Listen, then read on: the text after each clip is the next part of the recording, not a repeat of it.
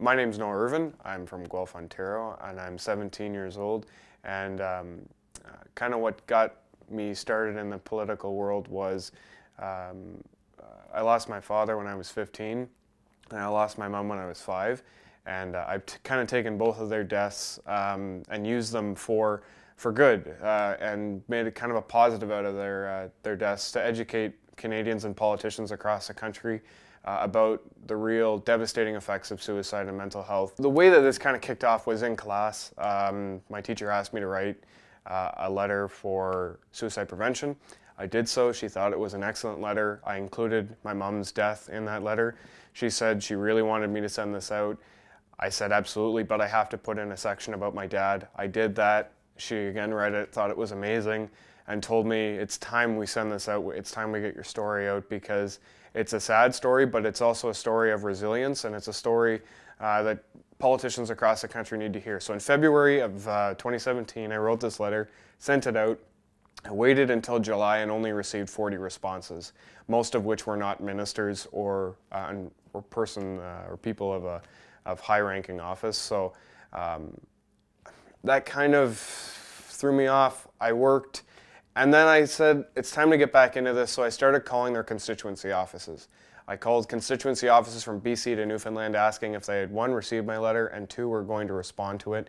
Some of which, and some of the people had said, we don't respond to non-constituents. And to that I would always say, listen, I know I'm not a constituent, but they're federally elected members of Parliament. They represent Canadians across the country. Yes, they represent their riding, but they do represent Canadians when they vote in the House.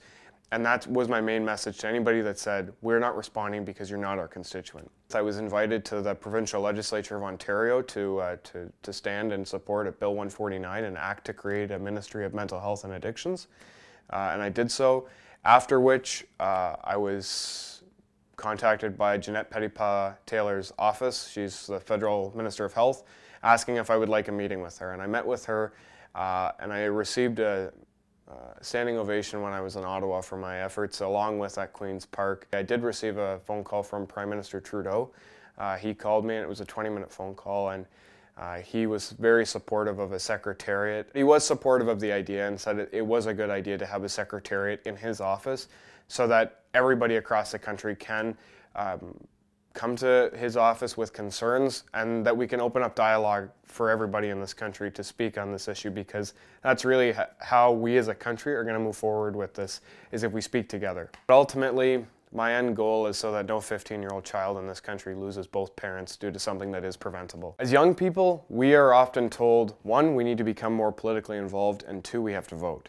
I couldn't vote when I started this, so I became incredibly politically involved.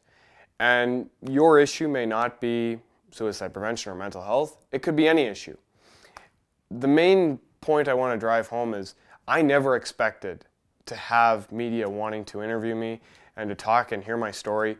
I wrote the original letter just to have dialogue with MPs, to know that this is a reality in Canada, that people are losing loved ones to something that is preventable. And I would encourage any youth across the country to be passionate about your concerns. The government must listen to us. They have to take our concerns seriously, because these issues that we're talking about, the environment, mental health, suicide prevention, any issue, these are issues that impact us, and they have to listen to that. And I would implore all of you, whoever is watching, to make your issue heard, make your voice heard.